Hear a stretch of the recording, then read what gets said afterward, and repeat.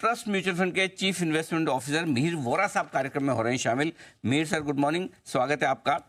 Sir बताएं, सबसे पहले आपकी, चूंकि आपसे बजट के दिन हमारी मुलाकात हो नहीं पाई और बजट के बाद अभी आपसे मुलाकात आ रही है, तो काफ़ी कुछ अब बाजार ने बजट को देख लिया, समझ लिया, डाइजेस्ट भी कर लिया।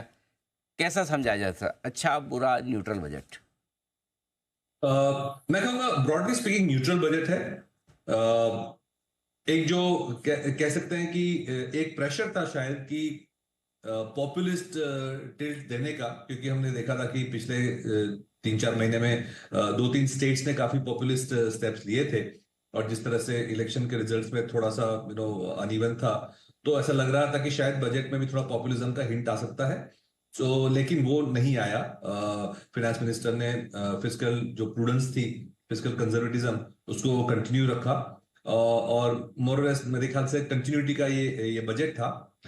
एक दो आइटम्स थी जहां पे थोड़ी डिसअपॉइंटमेंट मैं नहीं कहूंगा, लेकिन जहां पे एक्सपेक्टेशंस थी कि शायद अलोकेशन ज्यादा हो सकता है compare to the interim budget, जैसे कि कैपिटल एक्सपेंडिचर का जो स्कोप था उसमें इतना नहीं बढ़ाया, तो वो मैं कहूँ शायद थोड़ा ज्यादा हो सकता था।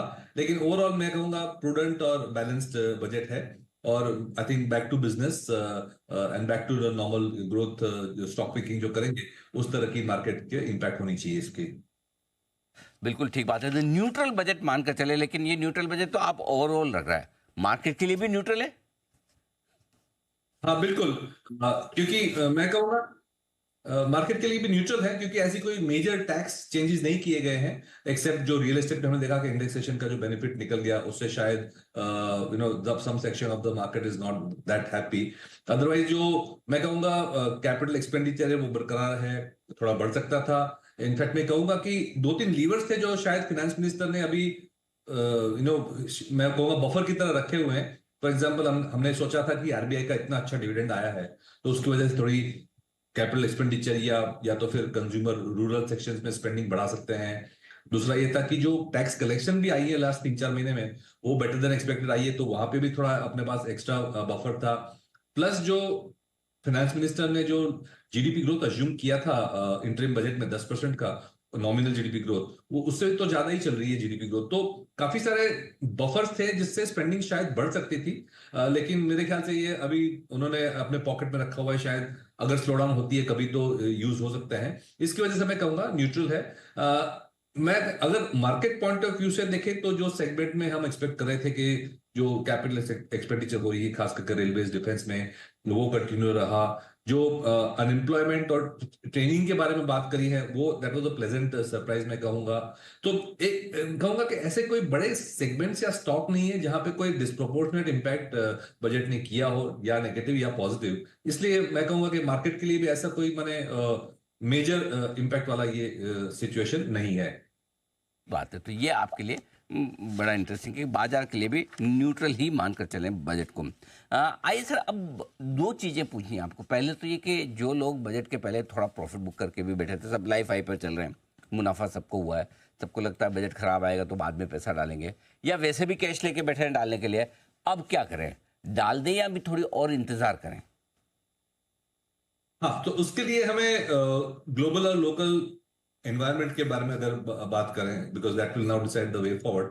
बजट तो चलो अब देख लिया। तो ग्लोबल एनवायरनमेंट में कहूंगा थोड़ी सी ज्यादा अनसर्टेन हो रही है पहले से। खास करके जो यूएस में डेटा पॉइंट्स आ रहे हैं वो मिक्स्ड आ रहे हैं। हाउसिंग वगैरह में स्लो डाउन दिख रही है हमें, लेकिन जीडीपी नंबर जो हमने देखा वो अच्छा आ रहा है।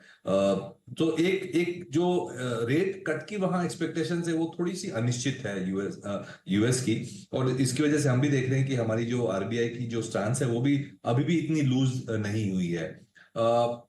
रिजल्ट्स अगेन जैसे कहा कि now it's back to normal, तो नॉर्मल में यही होता है कि हम स्टॉक्स को देखते हैं अर्निंग्स पॉइंट ऑफ व्यू से। सो अभी जून क्वार्टर के जो अभी तक के जो नंबर्स आए हैं वो भी मिक्स्ड बैग आए हैं, some positive some negatives, but neutral से नेगेटिव्स थोड़े शायद ज्यादा है रिजल्ट्स में। तो इसलिए मैं कहूंगा कि एक जो अगर कैश में कोई अगर बैठा है तो स्टैगर्ड एक तरीके से इन्वेस्ट करने की स्ट्रेटेजी ज्यादा बेटर है कंपेयर टू कि एक ही साथ सब पैसा लगा दे बाजार में। ठीक बात है, धीमे धीमे टुकड़ों टुकड़ों में पैसा लगाएं। अच्छा सर, पोर्टफोलियो में कोई बदलाव करने की जरूरत है? क्या रखें, mid cap, large cap, small cap में से, और कोई सेक्टर प्रेफरेंस बदलें बजट के बाद? सेक्टर प्रेफरेंस में मैं कहूंगा कि शायद अभी भी जिस तरह से जो डिपॉजिट ग्रोथ नहीं आई है, वो बैंकिंग सेक्टर पे शायद एक little bit of a drag कह रहा है। तो वैल्यूएशंस एक तरह से बहुत अच्छे हैं फाइनेंशियल्स में, बैंकिंग में, लेकिन डिपॉजिट ग्रोथ की अभी भी थोड़ी क्वेश्चन मार्क आ रही है। तो वहां पे जो हमारा बहुत ज्यादा पॉजिटिव स्टांस था वो अभी भी पॉजिटिव है, लेकिन हम थोड़ा सोच रहे हैं कि इसमें किस तरह से स्ट्रेटेजी अपनाया जाए, कब कब जाके इसको इंक्रीज करें। ऑटोमोबाइल्स हैं वहां तो नंबर्स जो हैं वो न्यूट्रल टू ठीक ही चल रहे हैं, तो वहां तो डिस्क्रिशनरी में मैं कहूंगा कि ठीक चल रहा है। एफएमसीजी स्टॉक्स जो हैं वो शायद अब धीरे धीरे करके लाइमलाइट में आ रहे हैं, क्योंकि जब काफी सारे जो हमारे डिफेंस जो मैं कहूंगा इंडस्ट्रियल लिंक सेगमेंट थे, जो कैपिटल गुड्स वाले सेगमेंट थे, वो स्टॉक्स बहुत 3-4 महीने में चले हैं, तो हमने देखा है कि थोड़ी प्रॉफिट बुकिंग आई है। और शायद एफएमसीजी मॉनसून जो प्रोग्रेस चल रही है, ठीक चल रही है, उसकी वजह से एक रूरल डिमांड की भी एक होप है कि दिवाली सीजन में सब ठीक हो जाएगा। तो मेरे ख्याल से थोड़ी सी मैं कहूंगा कि एफएमसीजी जैसे स्टॉक्स हैं, फार्मास्यूटिकल हैं, वहां पे एलोकेशन बढ़ रही है, ये हम देख रहे हैं। परफेक्ट है। तो ये है आपके लिए पूरा का पूरा मार्केट पर आपके लिए आगे का आउटलुक। मीर सर, बहुत बहुत धन्यवाद आपका समय देने के लिए, विस्तार से बाजार का डायरेक्शन और बजट के इम्प्लीकेशंस हमारे दर्शकों को बताने